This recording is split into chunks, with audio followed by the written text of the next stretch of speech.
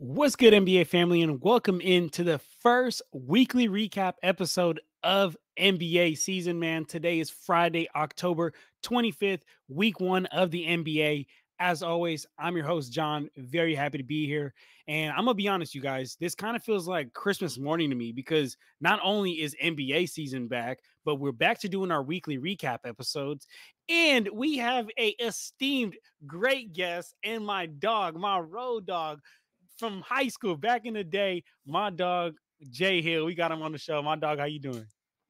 I'm doing great. No, it's good to be back on the show. I mean, I think just first off, NBA season's back.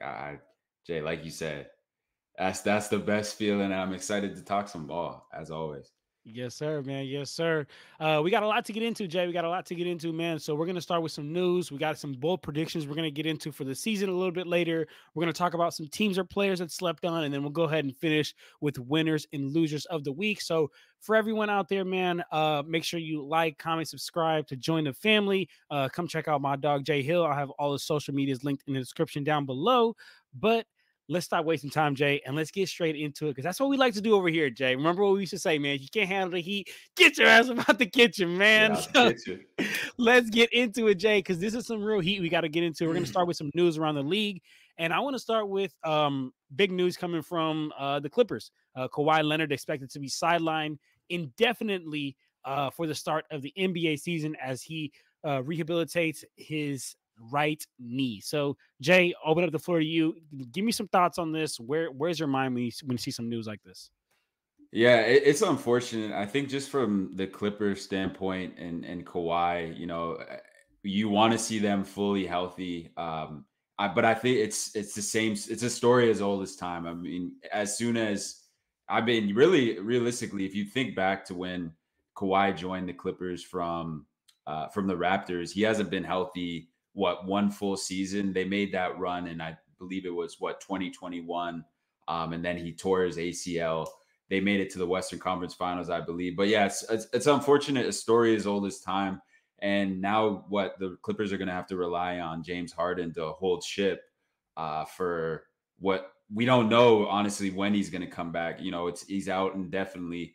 You hate that word, right? Indefinitely, because you never really know. And especially what Kawhi are we going to get? Is he going to be sitting out back to backs? But from the sounds of it, it sounds like they're thinking right now to get him back and he'll be playing back to backs. But I think it's just devastating news, and especially the new arena, Jay, and all of that. But nah, it's definitely not a good sign for a guy who's had the track record and being injured as many times as he has been. So Yeah, uh, no, that's crazy, Jay. So I ain't gonna lie. I know Kawhi's been injured, but I didn't even really think about it and really get into it until you said that he hasn't had one healthy season since he's been there from the Raptors. Like, that's crazy because he won a championship with the Raptors in what, 2019. So that means in the last mhm. almost 4 to 5 seasons, Brody has not been able to put together one healthy season, and that's wild. And the crazy thing that I think about when I see some headlines like this, Jay, is like, didn't Kawhi just withdraw from Team USA so that he can prevent injuries and he could be ready to go for this time? He withdrawn and still is having some type of injury. So honestly, to me, the way I look at it is like, all right, well, what does this mean for the Clippers? It means a couple of things. I mean, one, we know that they're for sure not contenders. Now, I mean, even if you thought they maybe were, maybe weren't with Kawhi and PG, they definitely aren't now because they're leaning on a James Harden, they're leaning on a Terrence Mann, they're leaning on a Derrick Jones Jr., and that's not championship contending roster. That's not the players that you have when that's your hopes and aspirations. And the other thing that I think about, Jay, is when I see this is I'm like, I think I now truly believe that the Clippers are cursed. Like, they have to be cursed, Jay, because there's no way, right? Like, there's no way Kawhi can't stay healthy. And then you look at the fact that they had SGA, they traded SGA and 7 first-round picks for PG. So essentially, they lost SGA, who should have been the MVP of the league last season, and 7 first-round picks for nothing because PG just walked and went to the 76ers. So to me, it's like, man, the first season they get this into a dome, Kawhi out indefinitely when you're leaning on him, PG out of the picture. Man, they're just a genuinely cursed franchise, Jay. I don't even know what else to say. Yeah. Yeah, no, and to your point, I mean, if you really think about it, it's been not only like it's been a failed experiment. I think Yeah. I would because how many times are we going to keep pushing back? Like okay, you bring in Kawhi, you bring in Paul George, the huge deal with Shea, and if you really think about it, what they haven't won anything. They've had multiple collapses. There's been injuries at the most inopportune times throughout the tenure of now PG's gone to Philly and Kawhi hasn't been healthy the whole time that he's been there. So that's a lost trade, lost cause, and I mean it's unfortunate, but you reap what you sow if you're Ballmer. I mean he wanted to bring in guys and just wanted to stack the ship, and I mean it's been unfortunate. At least they got a new arena out of it, I guess. If you look on the bright side, At that's least the they got one a thing wall. that yeah they got. Apparently, it's the most state of the art arena in the league. It's like tapless or something, but yeah, I mean, that's the one consolation prize. They got a cool arena. Hey, there you go. But you know what? Yeah, Maybe for the Clippers, that's worth it, Jay. Maybe for the Clippers, it's worth yeah. it. But all right, Jay. Well, if you don't have any other thoughts on this, we can keep pushing to some other news that we have around the league. And this one's gonna hit a little close to home, Jay. A little close to home. And for everyone that doesn't know out there, Jay Hill is a big time Warriors fan. And as we know, Klay Thompson, for his first time, he's been on the first team besides the Warriors. And just yesterday had his Mavs debut. Broke the record for most 3-pointers in a Mavs debut by hitting 6. He ended up finishing night with 22 points, 7 rebounds, 3 steals on 60% from the 3-point line and 58% from the field. So, Jay, I definitely want to give you the floor first on this one. Give me your thoughts on not only seeing him in a Mavs jersey, but also just his performance out there. The thoughts on the fit, just wherever your mind goes when you hear this. Yeah, honestly, it felt so weird. I mean, we obviously saw him in preseason, but seeing him in a regular season game in anything other than a Warriors uniform still feels kind of weird. But and I think I saw your tweet, Jay, in terms of the, I was always wondering if the Mavericks weren't going to run him off the ball picks we're used to seeing him in Kerr's offense and the Warrior offense. Him, the yin and yang with Steph, how that was going to work if it was just going to be more isolation play from Luka and Kyrie. But what we saw last night, they were involving him in the offense, getting him looks early and often, and he just looks so free out there. And sometimes all you need is a change of scenery. And unfortunately, it might be the best of both worlds for both the Warriors and Klay. And there's things that end poorly. Unfortunately, like obviously the Warrior fan in me hates to see Klay leave, but also I'm happy to see him thriving. I mean, I was curious. It's still the first game, but the early like tests and early indication looking like it's gonna be pretty scary with those two on-ball gods, basketball gods in Luka and Kyrie, and then you got the off-ball presence of Klay and getting him pretty much butt naked, really good looks. Facts. Whatever looks he got, whatever looks he wanted, they were getting him. And I mean, he was getting some better looks than we saw previously last year because the Warriors didn't really have primary shot creator outside of Steph. So the early indications, Jay, I'm really loving what I see from Klay. All bias aside. So, Yeah. but I don't know how you're feeling and what your thoughts on that. But man, Jay, when you say change of scenery, like I think that's such a perfect way to put it because when you think of Clay's last game on the Warriors, I'm pretty sure he missed like the last like 10 shots he took on the Warriors, and then he comes out and has a record-breaking debut night on the Mavs. So it's like that change of scenery is exactly what he needed, and like how you said, it could be something that's going to work out for both parties. But I was just extremely surprised to see the Mavs like actually running offense for him, like running pin downs and flare screens and floppy screens and hammers and elevator and all these actual plays for Klay. That was my biggest thing because to me, I was gonna say if the Mavs are just going to bring in Klay Thompson and put him in a corner and say, hey, Luka and Kyrie, when you blow by your primary defender, kick it out to Klay on a driving kick. I was like, Klay is going to hate this. This is going to be the worst plays he's ever played in his life. But I credit to the Mavs because Jason Kidd and Luka and Kyrie, they were clearly willing to get up off the ball a little bit and run some plays for Klay Thompson. So credit to him, credit to the Mavs, man. And I'm gonna be honest. I mean, I'm not saying that, they're a top tier team in the East. I'm not saying like Shaq. Shaq said if Klay averages 20, they're gonna win a championship. I'm not saying that, but I am saying that, hey, this is a instrumental upgrade on the offensive end because, man, I mean, now like how you said, Jay, he was already getting open looks on the Warriors, but he was getting butt naked open looks yesterday, dog. Like, I'm talking, bro, how many times you seen Klay Thompson have enough time to, he got so much time, he dribble one time and then pull it, because the defense got to respect Luka. They got to respect Kyrie. So I love it, Jay. I love the fit so far. I'm gonna be honest. Yeah, and to your point, the fit of the not only the open looks, and just from a perspective of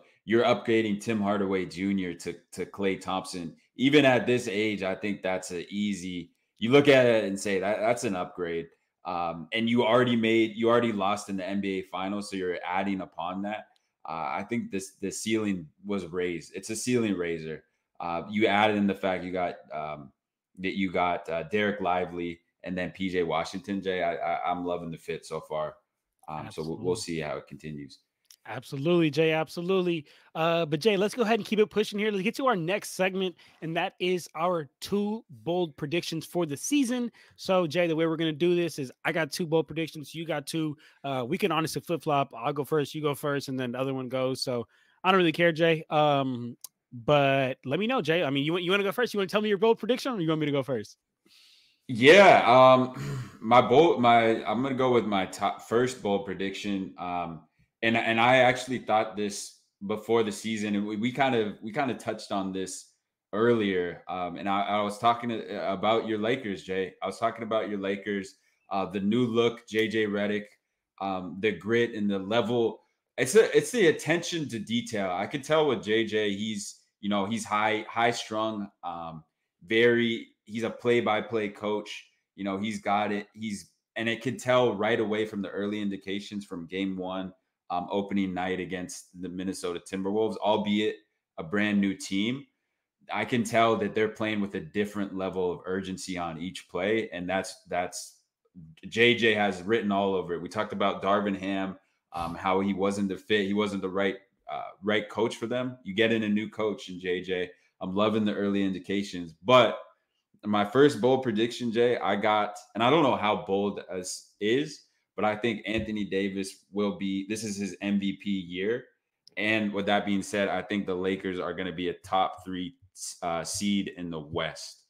That is my first bold prediction. And I'd love to hear your thoughts on that. And then with that being said, I'm adding a little caveat. I do think they need to add to the bench, but if what I saw from Rui, how he's playing on both ends of the floor, his level of activity, love the early returns. If you get that Anthony Davis 80% of the time, it's always a question mark. But I saw a different level of intensity that I haven't seen in a while. And I would, as me being a Warrior fan, I would love to see Anthony Davis, just the ups and downs of his career. I would love to see him get an MVP. That was my first bold prediction, Jay. And then my second one is I still think the Celtics are going. I think they're going to go back to back early returns. I think they're the best team in the league right now. So that's my bold. Those are my 2 bold predictions, Jay. Okay, I like it. But happy to dive in a little bit more. Let's do it. Okay, on that. Let's do it. So the Celtics, I agree. I mean, I agree. Like I said it literally 5 months before the finals last season. I was like, as long as the Celtics have Kristaps Porzingis, they will not lose to anyone in the NBA finals. Like, they can switch 1 through 5. They're unguardable. They can do a little bit of everything. And they have literally brought back the same exact roster. So I'd be crazy to not think the same thing. So I do still think, early pick Celtics. And I absolutely agree with that. The Lakers, the Lakers prediction of the top 3. I love it. I mean, shoot, I would love it. Unfortunately, I don't think that is going to happen for my Lakers, only because like when I look at like, teams in the West, I mean, I know OKC is finishing on top of the Lakers. I think that the the Nuggets are going to finish on top of the Lakers. And then another team that I really think is going to actually take a jump this season, this team in the offseason.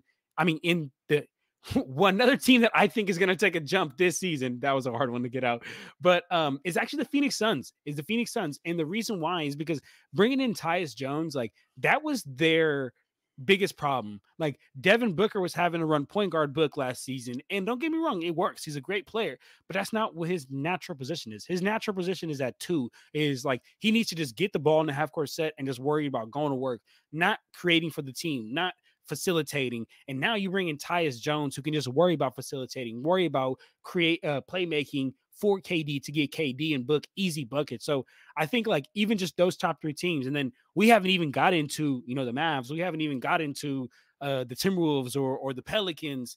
That I have a take on the Kings a little bit later. I'll get on, but essentially I say that to say that I would love it, and I see what you're saying.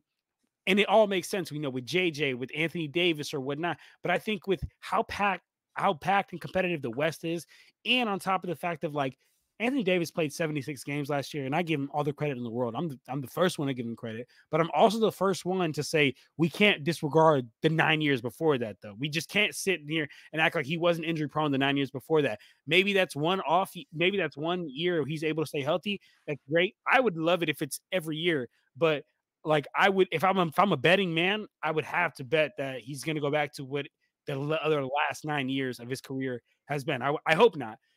So I say that to say that I don't think we will be able to finish as a top 3 seed, but I love the take though. As a Lakers fan, I love it. I'll tell you that much. No, I definitely hear that, and that's why it's a bold take. But from the simple fact that if we get, a 70, well, what's the qualification now? Yeah, 60. I think it's 67 games to qualify for All NBA and all the awards. If we get like 70 games from AD, he still's got a chance at MVP. But with that being said, it's for the Lakers. The only reason I see them not getting a top 3 seed is because of the health of LeBron, him being close to 40 now, and AD as well. But I think they have the tools to compete. Because personally, I think Minnesota's going to regress. They have a lot. They have a lot to work out in terms of the pecking order and how the offense is running. Julius Randle is a ball stopper, completely different game from what Cat does. He can spot up, he can space the floor. He's not going to stop the ball like Julius Randle. You even saw that in game 1. Yeah. Just the flow of their offense was way off. So I think they're taking a step back. I agree with Phoenix, although their defense, they still haven't solved it on the defensive end. I think we'll get a little taste of that and see that in action. Well, I mean, the Lakers do play the Suns tonight, so I think the Lakers are going to be able to take advantage of them on the offensive side of the ball. But yeah, Jay, I see, as much as there are teams like you talked about, the Thunder. They're gonna be probably the top. I agree with them being at the top of the West, but I wouldn't necessarily say there. To me, at least, there's 1 to 2 teams, like 3 teams better than them if they're playing night to night. But I will say that younger guys got to step up for the Lakers and connect. You know how I feel about Connect. He's solid. They're gonna rely on his shooting. But that's just to speak a little bit to more why I'm feeling the Lakers. But health is always a factor. Health is always a factor because, like how you touched on, we don't have the greatest bench, we don't have the greatest young guys, and at the end of the day, we're relying on injury-prone Anthony Davis and a 40-year-old LeBron James, who we know LeBron James is going to take some games off, which I'm okay with. Like, I want to make this known now. Like, I'm okay with LeBron taking games off in the regular season because I need him there postseason, and he's 40. And like anybody else, if you're under the age of like 34, 35, man, like I'm expecting you to play all these games. But for the fact that like bro's about to turn literally 40 in December, which is insane, and we're relying on him. Nuts. That's right. But yeah. All right, brother. So look, here's my 2 bold takes, okay? And I want you to keep me honest here with me. So my first bold take is that The Magic will finish as a top 3 seed in the East this year. And here's a couple reasons why I believe that, Jay. I mean, the first reason being that last year they were already one of the most elite defensive teams in the league. Now they just added KCP, who's an elite perimeter defender. So basically, they now have a lockdown defensive backcourt of Suggs and KCP. So they're going to have one of the best defensive backcourts in the league, along with OKC that got Alex Caruso, Shea, Lou Dort, and them. Bringing in KCP also gives them really one of the best just defensive starting fives in the league. Because look, they have Suggs, KCP, Franz, Paolo, and Wendell. They can legitimately switch 1 through 5. And if we learned anything about this last season with the Celtics, if you have the ability to switch 1 through 5, that's key. That's everything. Like, you're almost unbeatable realistically. So for the Magic to have that, like, that's huge. Another reason I think that they'll be a top 3 CJ is because this KCP thing is a lot more of it's an on-court move, but it's also a locker room move because like they're bringing in KCP. He's a 12-year NBA vet. He's a 2-time NBA champion. And you know what you are when you're a 2-time NBA champion? You understand what winning looks like. Winning looks like off the court and on the court, in the locker room and on your days off. He's had 2 different organizations that made it to the pinnacle, bro. If he comes to the Magic and he see any type of BS, any type of not hard work, any type of slacking off, he gonna call that out. He gonna call it out. He gonna say, hey, you want to win? This is not winning. This is not winning. And he's gonna call it out. That's extremely important. He's also at just a vet presence, right? Like this team has the average age of 24 years old. This is insane. I'm 25 myself. This team is average age younger than me. And then another and last reason why I really think this team is gonna take the top 3 seed is I think Paolo and Franz are really about to just both take another step this year. Paolo's one of our favorite young player. Franz, he can legitimately do a little bit of everything out there. So that's my bold take on the Magic. Talk to me or your thoughts, Jay. Am I tripping? Am I what? No, I mean I don't think that's too far off in terms of the versatility. Yeah, being able to switch in this day and age, and having that capability, like we saw with the Celtics, like we see with the Thunder, and having guys kind of position in this basketball. That's the era we're in. And the Magic have that capability. I think you see it from Jamal Mosley preaching that. You can tell in the way that they attack in their game plan each day. And I agree with Paulo's getting better each game. I saw even in game 1 against Miami, he was playing with a different level, getting to his spots at a different rate. And then you add into the mix, Franz is only getting better as well. I don't think it's far off, Jay. I would say the East is a lot more open than the West, especially at the top. Because you look at a team like Philly, we don't know what Embiid, what he's going to look like. We don't know what other teams. I think Indiana made it to the Eastern Conference Finals last year. That was no one expected that. And then Boston, I think Boston's at the top. We look at Milwaukee, still a lot of question marks there. What kind of Dame are we getting? What are the secondary pieces? Do they all fit in? And then you look at New York. They were a top team last year. They got to fit in Cat. They have a lot of question marks and a different look. Dante DiVincenzo, who was a huge 6-man starting at one point in the playoffs, huge rotational piece. He's gone. So if you look at the East, it's kind of wide open at the top outside of Boston. So I really, Jay, I'm not mad. And I don't think that's that bold of a take, honestly, when I think about it and all the other factors that you brought to the table, honestly. Okay. I feel it. Thank you, Jay. Because I ain't gonna lie. Yeah, no, it's not off. I made this yeah. I was thinking about it. I was like, man, I feel like I might get grilled for this one, but hey, that's what I believe in, Jay. Mm-hmm. That's what I believe in. But this next one, I do think I'm gonna get grilled for this next one, Jay, because I've had this conversation with a couple of my friends, and shout out one of my friends, Antoine, because he's a big Kings fan, and I told him this take, and he absolutely disagreed with me. NBA season's here, so we're going to see. But, Jay, here's my take, okay? So I actually think that the Kings are going to take a step back this season based on the trajectory that they were going. And here's what I mean by that, Jay. So, look. So, yes, I do think that DeMar DeRozan is a better player than Harrison Barnes. Like, because the Kings let go of Harrison Barnes and they brought in DeMar DeRozan. But I don't think that DeMar DeRozan fits this team better than Harrison Barnes did. And what I'll get into that is, I mean, like this, like part of the reason that the Kings were so good this last season is because they had so many shooters around De'Aaron Fox and Sabonis. And De'Aaron Fox would come off that DHO. And for my folks out there don't know what a DHO is, just simply a handoff. Sabonis would always run that handoff to Fox at the top, and then Fox gets it, and he's coming off that DHO flying. Where De'Aaron Fox is one of the fastest players in the league.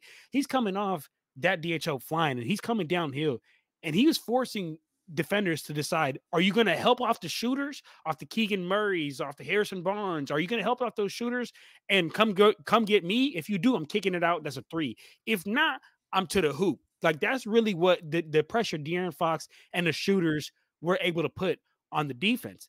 Now you take away one of those shooters in Harrison Barnes and you add in DeMar DeRozan.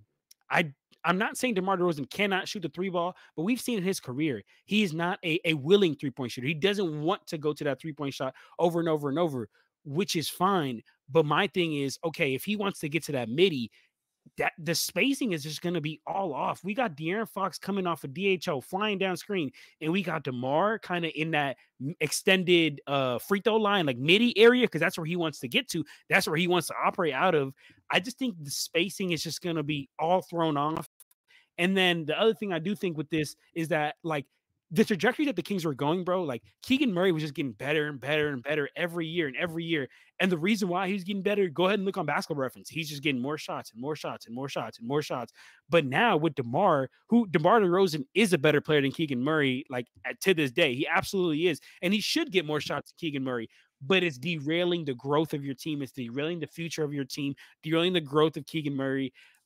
So I say all that to say, like, I don't think DeMar DeRozan is just going to sit behind the 3-point line and wait for a De'Aaron Fox kick, passing kick. You know what I'm saying? So I just don't see how the Kings are going to get better from where they were already going. I think, another year of continuity would have been great. Keep running that system would have been great, but I don't know, man. I don't know if they're going to get better than what they were doing.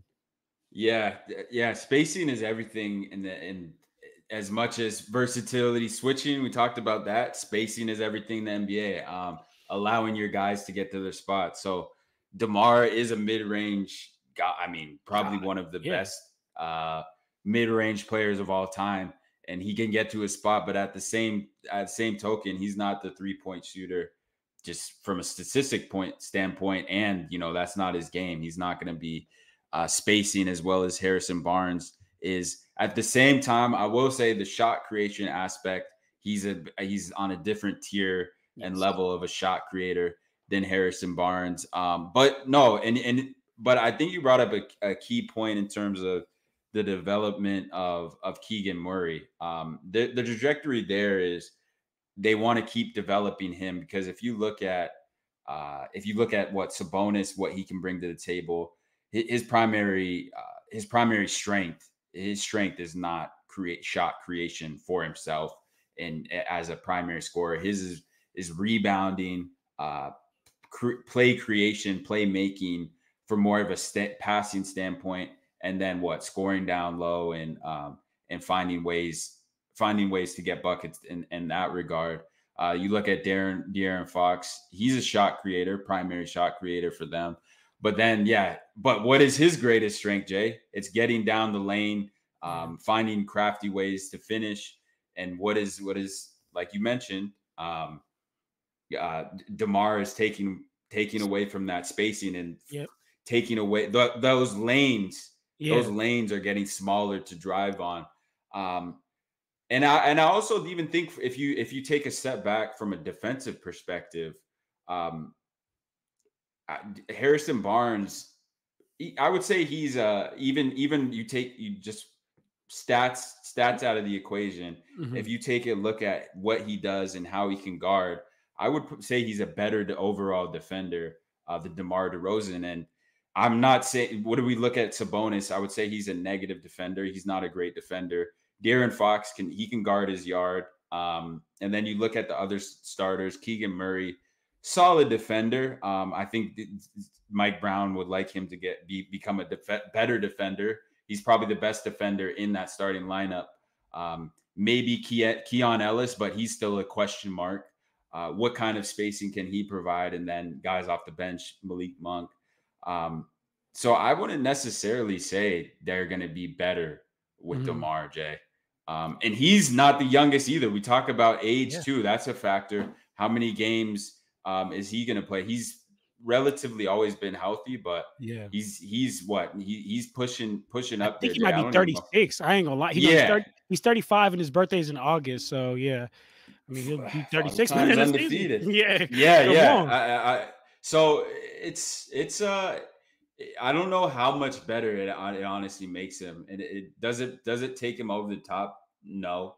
Yeah. Um, I think, and I don't teams got better in my yeah, opinion too right. in the West. So Exactly. And it's like we said, Jay, I swear, like spacing is such an underrated aspect of the game that like people just I feel like people just they tend to overlook like how is De'Aaron Fox gonna get to the hoop every time if a defender knows DeMar not gonna sit behind that 3-point line? So why am I gonna mhm. be up on DeMar? Like I'm not worried about that. I'm gonna just help a little bit more. Unless DeMar starts shooting that 3-point, that 3-pointer.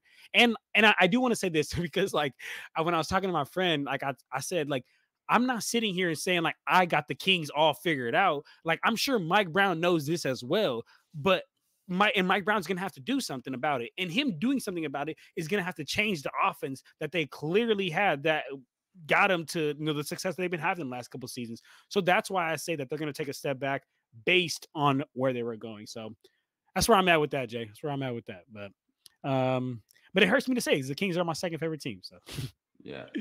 but King, yeah, resident Kings fan, Jay. yes, sir, man. Yes, sir. But all right, Jay. Well, if you don't have anything else to get on for the bold takes segment, let's go ahead and get to our third segment of the show. It's just called the Wake 'em Up segment, Jay. So we waking them up, man. So I want you to tell me about a team or a player that you feel like a lot of people are sleeping on this season, and maybe a reason or two as to why. Yeah, so for mine, I'm actually happy to share that this wake him up. He had a phenomenal game last night, Jay, and that's Jordan Poole. I think that last we talk about change of scenery. Sometimes it can be good, Jay. Um, Sometimes it can take some growing pains, and that's what we saw from Pool Party himself last year. I think he's back in terms of getting in the groove of things. He's leaving an organization like the Warriors, leaving like you look at the Lakers, Celtics. Once you're part of a winning organization and you go to a lesser franchise, I'll put it lightly, in the Wizards, it can be tough. It can be a rude awakening because you're having to fight for your own some of the things and players and personas that you're around when you're around winning, and then you go to a losing organization. You can create some bad habits. I think that's what we saw from Poole. But I think he's coming back, and he's gonna come back with a vengeance this year. We saw that he had a good game last night, and looked a lot more comfortable playing with the Celtics and playing with his teammates in Washington last night. And I think that's more of what we're expect to come. Where he has to improve has always been the defensive end, shot selection, as well as just his reads of the game. But I saw better reads last night. He did have, I believe, he ended up with 3 turnovers in the game last night. But Jay, I think Jordan Poole is going to come back in and play to the level that we thought after that championship season, and then the 2 straight disappointing seasons. And I want to see him succeed as well. I hated the way he left, and the situation. Obviously, it was Draymond and between Draymond and Poole. Right or wrong, he left, but I think he's going to wake him up this season, Jay, and that's my guy. Probably not even on a lot of folks' radar, but I think this is a Pool Party year, Jay. I like that. That's who I got for my That's a for really this good wake take. him up segment, Jay. That's I a don't know how really you good take, Jay. That's a really good take because I was watching the Wizards and Celtics game yesterday, and I was thinking to myself, like, and they showed that stat of like when Tyus Jones left the team and like he took this like just jump Jordan Poole. So now Tyus Jones off the team, you'll have a full season of him just being able to be on ball. And yeah, Mhm. I mean, it's definitely gonna be a pool party this year, Jay. It's gonna be a pool Yeah. party, Jay. But Yes, funny, sir. look, it's funny enough that you bring up Jordan Poole, and it's funny enough that this week we got you on the show because from my wake 'em up, I actually have the Warriors, Jay. So I have the Warriors because I think that a lot of people are like, and this is from I guess from my opinion and what I feel like narrative has gone around. Like a lot of people I feel like are counting the Warriors out a little bit, like just because Clay's gone now, because Curry's a year older, because Draymond is like getting technicals or out of his prime or whatever people look at it. But like I'm gonna be honest, bro. If you look at that Warriors team, they did an amazing job this offseason of plugging up all the holes that they supposedly had, right? And are going to be able to remain competitive with these additions, right? You bring in DeAnthony Melton. Okay, DeAnthony Melton, of course, he's not the defender that Clay was back in the day, but he is a really good perimeter defender that can do what Clay used to do for Curry, help him on the defensive end. Curry, you're going to give us so much on the offensive end. You don't even need to go guard the other team's best player. Let me go do that. That's what DeAnthony Melton's there for. DeAnthony Melton can also shoot that ball. You added Kyle Anderson. Kyle Anderson is one of the most underrated pickups this offseason. He is going to be amazing for them. Like amazing. He's going to be a more calm version of Draymond Green for them.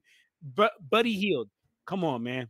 That's just plug and play. You a shooter to a shooter's paradise. That's just plug and play. You can't help off that Kaminga. Now that's the difference maker right there. I think Kaminga is about to take a step this season that the whole world don't even understand. And the crazy thing is, unfortunately, I don't even think Steve Kerr understands. I don't even think Steve Kerr understands how much of a step he could take if you just say, Kaminga, just go make all the mistakes in the world and go get better. He's going to take another step. Brandon Pods, I think he's going to be big. And then Trace Jackson Davis. I think Trace Jackson Davis, I'm not going to lie, I'm not going to say a hater on him, but I haven't been as big as a believer. But if he can fill in that role of just setting that solid screen, rolling to the hoop, being that solid lob option if need be, cleaning the glass, that's all he need to do. The rest of the team is pretty well built around them. So I just want to say, like, I think the narratives going on around, Clay's left and this, Warriors dynasty is over. Warriors dynasty is over. That's all they keep saying. But it's like, y'all got to realize, I think this team can still remain competitive with the additions that they made in the offseason. So I just think people are making it out worse than it actually is. Wow, Jay. Wow. Yeah. No, I mean, you brought up some really good points in terms of where the Warriors are at currently. My only thing is I still think it's but largely, and you mentioned it, largely dependent on Kaminga and his progression. Will he get the leeway from Kerr? That's a huge factor as well. And then that's it with the point of, are they going to consolidate some of the depth? Because right now I look at the roster and you mentioned it. You're naming all these names and they all are good fits, but it's like there's only 240 minutes or whatever allocated total minutes that can be played from five players on the court at a time. My math might be off there, but yeah, 240 minutes that could be played in a game. And there's almost a thing as too much depth, because the last game they had 12 players in the rotation. But I guess when you think about it, too much depth can be I don't think it's a bad thing, right? But I still think the question mark is who's the second option? Because there's a lot of good options, but is one person going to stick out amongst all the depth that they have? Because that ultimately to be a top team in the West, in the league, you have to have a second option. If you look around the league, every Batman's got a Robin. It was Clay for a majority of time, but now who's going to step up? If it's Kaminga, then we're having a different conversation in a few months here. If he can step up and he gets the opportunity to step up. And you know who I didn't even mention? I didn't even mention Andrew Wiggins. Like Andrew Wiggins is such a question mark, bro, because like if he shows up, we saw what Andrew Wiggins do. He can provide play that literally helped you guys win a championship, but he can also provide play. He can also be so inconsistent throughout the season and be dealing with so much that he's not even really there. Like Jay, we used to always say What's the best ability? Availability. Availability, Jay. Availability. There you go, Jay. There you Tale as go, old as bro. time. That is, Yes, bro. sir. So it's like Andrew Wiggins is solid, but we need you to be available. So I say all that Yes. to say, like, man, people need to just chill a little bit. You know what I'm saying? Like, yes, it's not the Splash Brothers, but it's a different dynamic. Don't mean it's not a good dynamic though. That's where I'm Yeah. at with it, Jay. Buddy Hield, the next Splash The next Brother? Splash No, Bro. I I don't don't know, Jay. know. I don't know. I I don't don't know. know. I don't Oh know. man. All right, Yeah. Jay. Well, that was a great segment called Wake 'em Up segment. Now we're gonna get to the last and final segment of the show, Jay. I'm gonna be honest, mine will be very quick. It's just the winners and losers of the week. My winner of the week, Jay, is all NBA fans. Like, bro, NBA basketball's back, Jay. Like, we're just, bro. Like, I'm about to get off this right here, Jay, and go eat some dinner and just watch hella different games. And later tonight, I'm gonna edit this and the Lakers game tonight and whatnot. But I don't even want to get talking about my schedule. But anyway, Yeah. what I'm saying is NBA basketball's back, bro. Like, and that's just a beautiful thing. And then my loser of the week, Jay, it's and funny because we're gonna start with the Clippers, we're gonna finish with the Clippers because I think it's the Clippers. Clippers are the losers of the week, bro. I mean, you start up a new season where you're debuting into a dome. Steve Ballmer spent billions of dollars on this, worked hella hard to like try to rebrand the Clippers because they're trying to like get away from like being act like the Lakers little brothers or whatever. So like trying to rebrand the Clippers. And the season that you're gonna do that, bro, not only does PG leave in the off season, right when you're getting ready to do that, and then in the right when season starts, Kawhi goes down, and then Mhm.